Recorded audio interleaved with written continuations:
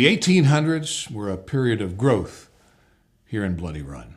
In the previous century, Main Street was developed from an Indian path, suitable for foot traffic and horses, to a military road, suitable for pack horses and heavy wagons.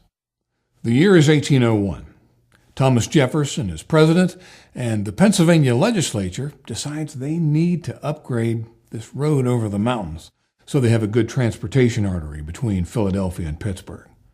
With practically no money, Pennsylvania made their improvements to the road. And when they'd finished, they had a road full of ruts, washouts, and treacherous climbs. A stagecoach trip from Philadelphia to Pittsburgh took 7 days. But now plenty of freight was being hauled over the Alleghenies, hauled in specialized wagons that were built to withstand this trip. These wagons were called Conestogas.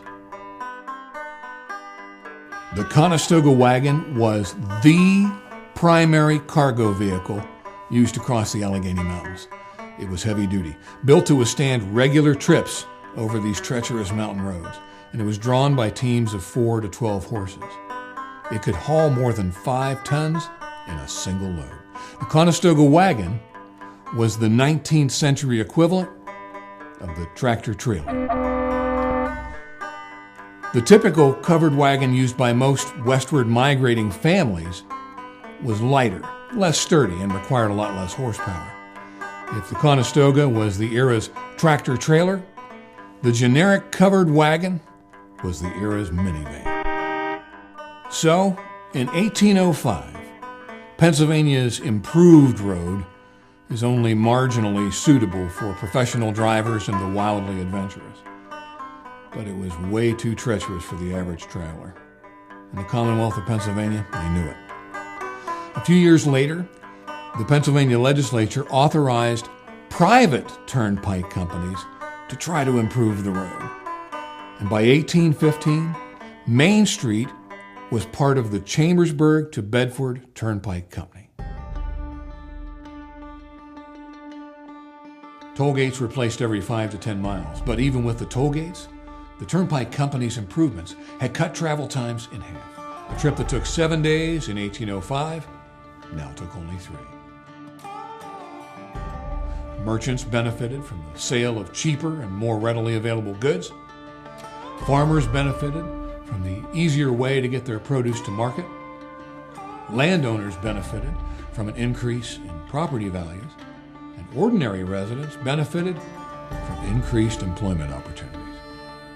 By 1835, Bloody Run had a regular stream of stagecoaches and Conestoga freight drivers passing through town.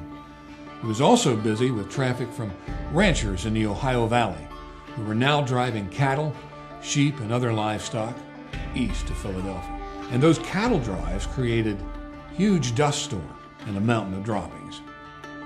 In 1835, children here were taught to look 3 ways before crossing the street: left, right, and down.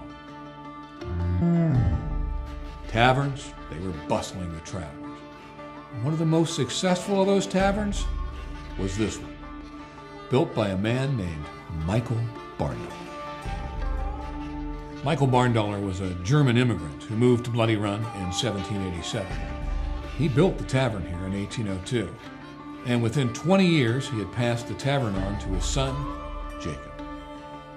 Jacob Barndollar made this tavern one of the most popular along the turnpike, and it was filled with travelers and Conestoga wagon freight drivers. Meals were served, rooms were rented, and whiskey, it was sold by the pint. Cigar smoke filled the air from cigars that Jacob Barndollar and a lot of other tavern owners stocked for their freight drivers. The cigars, 4 for a penny, were branded as Conestogas. Freight drivers just called them Stogies. By 1858, this tavern had made Jacob Barndollar a very wealthy man. And the following year, Jacob gave much of that money back to the community. Our next stop is the Barndollar Methodist Church.